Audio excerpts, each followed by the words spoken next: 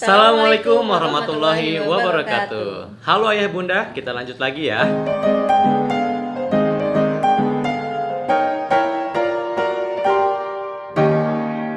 Di video kali ini, mari kita teruskan bincang-bincang kita, kelanjutan dari vlog sebelumnya, yaitu mengapa untuk kelahiran anak kedua ini kami memutuskan bersalin normal daripada sesar, dan apa saja persiapan untuk sukses VBAC.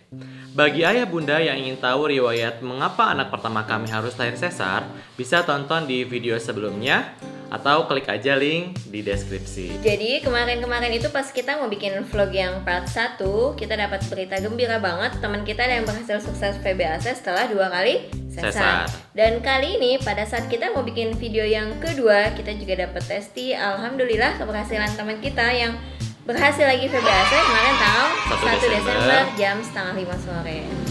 Sebetulnya kesuksesan VBAC itu faktor utamanya adalah kekompakan suami istri yang sama-sama mau memberdayakan diri untuk VBAC, dan tentu saja yang paling utama adalah kuasa Allah Subhanahu wa taala yang sudah menciptakan tubuh perempuan tuh sempurna banget, jadi bisa bersalin normal secara alami tanpa intervensi. Kok bisa ya makin banyak yang sukses VBAC? Penasaran kan? Tonton terus video ini. Sebelumnya jangan lupa like dan share video ini ke saudara atau sahabat-sahabat sekitar kita, para pejuang VBAC. Dan bagi yang belum subscribe, ayo subscribe dulu channel ini supaya ayah bunda nggak ketinggalan cerita VBAC part-part selanjutnya. Atau part terakhir kali ya. Mungkin banyak banget di antara kita awalnya mempertanyakan, kenapa sih segitunya amat pengen bersalin normal? Entar bekas luka sesarnya kebuka lagi loh, robek rahim loh. Udah sih sesar lagi aja, kenapa repot amat mesti berjuang harus lahiran normal? Kenapa sih heboh banget pakai acara VBAC segala? Kan sama aja mau lahiran sesar atau normal, sama aja pahalanya. Kan enak tuh operasi sesar, dibius, nggak ngerasain sakit, mulus kontraksi. Udah yang penting anaknya lahir selamat. Ada nggak sih yang punya pikiran kayak gitu ya bunda? Komen di bawah.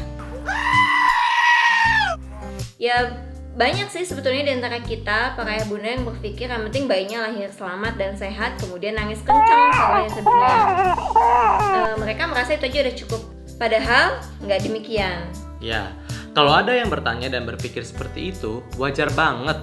Karena memang banyak sekali yang belum mengetahui perbedaan keuntungan dan resiko antara bersalin normal dan operasi seksio sesarea. Kalau udah paham perbedaannya, pasti akan lebih memilih berusaha untuk melahirkan alami. Jadi, saya mengenal istilah VBAC ini berawal ketika saya mengetahui istri saya positif hamil anak kedua kami.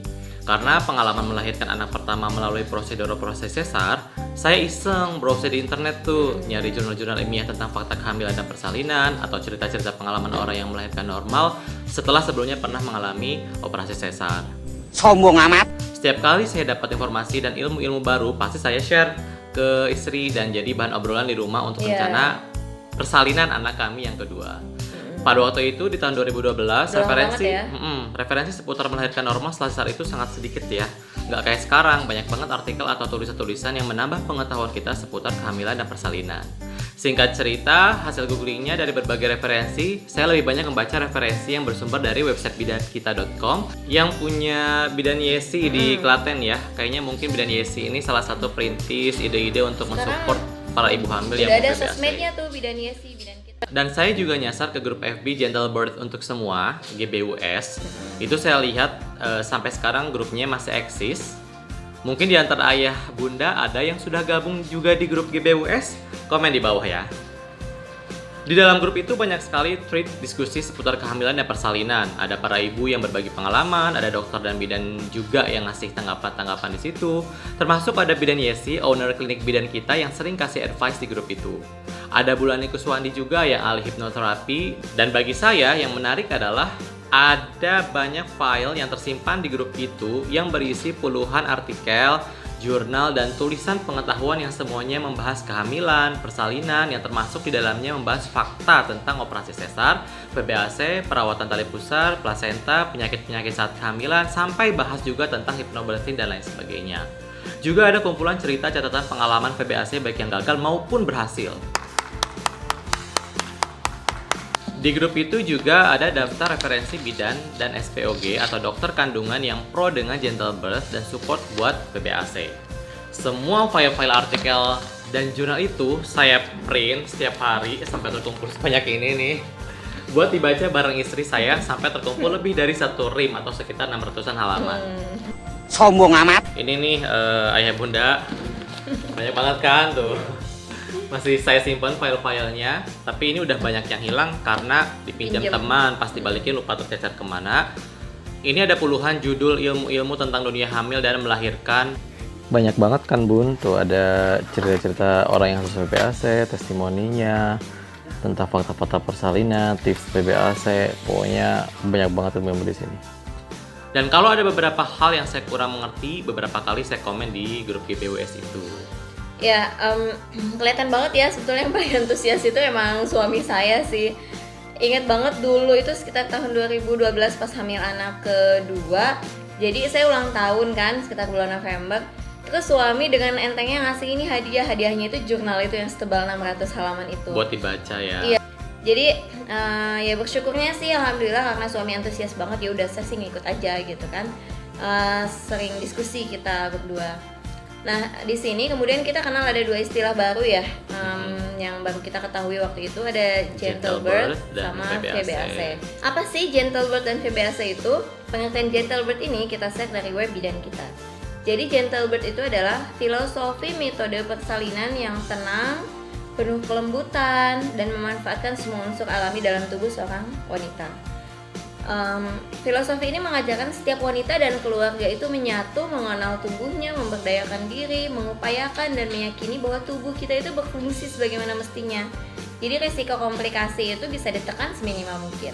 Dan potensi pengalaman positif dan persalinan minim trauma semakin meningkat. Proses persalinan yang lembut dan damai ini membuat bayi kita lahir dan tumbuh dengan penuh cinta. Pokoknya melahirkan dengan senyaman mungkin. Kalau VBAC itu singkatan dari vaginal birth after cesarean, yaitu istilah prosedur kelahiran normal setelah seseorang pernah menjalani kelahiran dengan operasi sesar. Nah, dari pemahaman gentle birth ini akhirnya mengubah cara pandang kami tentang kehamilan dan persalinan. Ada kutipan menarik dari seorang ahli bernama Marsden Wagner tentang gentle birth, bahwa memanusiawikan proses kelahiran berarti memahami bahwa wanita yang melahirkan adalah manusia, bukan mesin ataupun wadah yang hanya berfungsi untuk membuat bayi. Merampas kekuatan wanita untuk melahirkan secara mandiri sama saja dengan menganggap wanita sebagai makhluk yang tak sempurna. Dan ini tanda awal dari sebuah tragedi bagi masyarakat manapun. Setuju nggak ibu-ibu? Setuju. Tulis di kolom komentar ya. Pokoknya panjang banget detail filosofi tentang gentle birth. Ayah bunda bisa baca-baca aja di internet, di grup FB, GBUS, atau website, atau bahkan sosial media bidan kita sekarang udah ada yang membahas sekarang tentang hal itu. Udah banyak banget. Sebelum mengenal gentle birth, dulu waktu hamil anak pertama, kita emang melihat kehamilan itu sebagai perspektif medis banget. Sangat perspektif medis sekali ya. Kehamilan dan persalinan itu udah kayak sebuah penyakit yang harus diintervensi terus gitu, dengan harus konsumsi obat-obatan dan berbagai tindakan medis. Padahal sebenarnya hamil dan melahirkan adalah peristiwa alami kan. Orang hamil bukanlah orang sakit. Orang hamil adalah orang yang sehat, dan peristiwa melahirkan itu adalah peristiwa yang sakral. Sebelum ayah bunda memutuskan mau VBAC sebagai langkah awalnya, sebaiknya ayah dan bunda pelajari dulu filosofi tentang gentle birth ini untuk mengubah cara pandang kita tentang proses kelahiran. Karena kalau sudut pandang kita udah gentle birth, maka proses persalinan yang akan kita upayakan pun akan berubah. Jadi bukan fokus ke teknis bersalin normal atau sesarnya, tapi bagaimana kita sebagai calon orang tua yang sudah Allah anugerahkan dan amanahkan kehadiran seorang anak, mempersiapkan sebaik mungkin, berupaya seoptimal mungkin untuk menyambut kelahiran anak kita dengan proses yang minim trauma dan sehat jiwa raga. Karena di beberapa penelitian yang kami baca, banyak banget ibu-ibu yang melahirkan kemudian mengalami trauma akibat intervensi persalinan yang nggak perlu. Betul sekali. Bahkan menanamkan trauma juga pada diri bayinya sampai dewasa. Coba cung, para bunda ada nggak yang ngerasain trauma gara-gara melahirkan? Boleh sharing di kolom komentar ya. Beda zaman dulu dan sekarang ya. Orang tua zaman dulu melahirkan itu spontan banget ya, alami, bahkan rata-rata melahirkan di rumah dengan selamat. Nah, di zaman modern ini kalau kita perhatikan, Kayaknya banyak banget para ibu yang melahirkan dengan operasi sesar, bahkan mungkin meningkat jumlahnya. Pernah nggak kita berpikir dengan logika, rasanya kok nggak mungkin ya sebuah persalinan harus selalu berakhir dengan operasi sesar. Apakah Allah juga menciptakan jalan lahir melalui jendela di perut seorang wanita? Padahal Allah hanya menciptakan vagina sebagai jalan lahir manusia, itu pun hanya satu saja dalam tubuh wanita. Artinya tubuh seorang wanita emang dirancang sempurna oleh Allah untuk melahirkan secara normal alami, bukan? Dalam artikel yang saya baca di website bidan kita dan di room GBUS, angka operasi sesar sesuai aturan WHO harusnya kurang dari 15%. Namun ternyata angka ini tidak bisa dipenuhi oleh beberapa atau mungkin banyak rumah sakit. Kadang operasi sesar malah jadi tren, khususnya di kalangan kelas atas atau para selebritis dengan alasan tidak sakit dan bisa request tanggal operasinya biar tanggal lahir anaknya estetik kali ya. Bahkan salah satu RS di Jakarta saja, angka operasi sesar bisa mencapai 75% bahkan 98%. Wow, primitif. Operasi sesar yang tidak perlu atau tidak ada indikasi yang jelas semakin saja banyak terjadi. Sungguh sangat disayangkan ya ayah bunda. Karena ketidaktahuan kita para ayah bunda, maka akhirnya dengan sukarela kita menerima intervensi-intervensi yang diberikan oleh pihak penyedia layanan persalinan. Padahal mungkin bisa saja intervensi tersebut tidak perlu dialami oleh para ibu jika para ayah dan bunda mau memberdayakan diri, mau membuka wawasan dan mau lebih peduli akan kelahiran bayinya. Akhirnya setelah kita ikut berdiskusi di grup GBUS, membaca banyak referensi tentang persalinan normal dan operasi sesar, akhirnya kita bisa menyimpulkan mana sih persalinan yang sebetulnya direkomendasikan bagi ibu yang pernah mengalami persalinan sesar. Nah, inilah hasil perbandingan yang bisa kami simpulkan tentang keuntungan dan resiko antara bersalin normal dan sesar. Yang pertama, VBAC biasanya lebih aman untuk ibu dan bayi. Komplikasi lebih sedikit, kejadian infeksi dan kehilangan darah yang serius dengan VBAC yang sukses lebih sedikit apabila dibandingkan dengan mengulang operasi sesar. Yang kedua, waktu pemulihannya tentunya lebih pendek. Jadi bagi ibu yang pernah operasi sesar pasti merasakan betul kan pemulihannya tuh lama banget ya. Bahkan setelah anak bertahun-tahun kadang masih sakit juga bekas sesarnya. Ibu akan tinggal di rumah sakit lebih sebentar setelah VBAC daripada ibu yang mengulang operasi sesar. Menghindari operasi akan membantu energi ibu dan staminanya kembali lebih cepat, serta pastinya mengurangi beban biaya melahirkan. Pokoknya urusan biaya sesar para ayah lah yang ngalamin, pasti tahu banget, apalagi kalau nggak punya BPJS. Ya. Yang ketiga, jika ibu melahirkan alami dan sukses VBAC, sang ibu akan bisa segera memegang dan menyusui bayinya lebih cepat dibandingkan mengulang operasi sesar. Yang keempat, VBAC mengurangi resiko gangguan pernafasan pada bayi. Yang kelima, operasi sesar yang berulang memberikan dampak pada kehamilan berikutnya semakin rumit dengan berbagai indikasi-indikasi medis. Sementara VBAC yang diulangi cenderung menjadi semakin mudah. Ini cocok banget bagi yang pengen punya anak banyak. VBAC itu emang harus diupayakan. Dan yang keenam, VBAC dapat membantu mencegah cedera pada organ internal para ibu, seperti kandung kemih, usus, atau bahkan kebutuhan untuk histerektomi darurat. Kebanyakan penelitian dan fasilitas kesehatan menemukan bahwa lebih dari 80% ibu yang pernah mengalami kelahiran sesar sebelumnya adalah aman dan berhasil melahirkan secara normal di kehamilan berikutnya. Lebih dari 80% loh. Apa sih yang paling ditakutkan melahirkan normal setelah sesar para bunda? Sharing yuk di kolom komentar di bawah. Kekhawatiran yang paling besar itu biasanya robek rahim ya, atau ruptur uterus. Kejadian ini sebenarnya sangat jarang. Rahim bisa robek terbuka sepanjang garis bekas luka dari bedah sesar sebelumnya. Bahkan menurut American College of Obstetricians and Gynecologists, jika bunda memiliki bekas sesar sebelumnya dengan inisiasi transversal rendah, resiko ruptur uterus itu sebetulnya hanya 0,2 sampai 1,5%.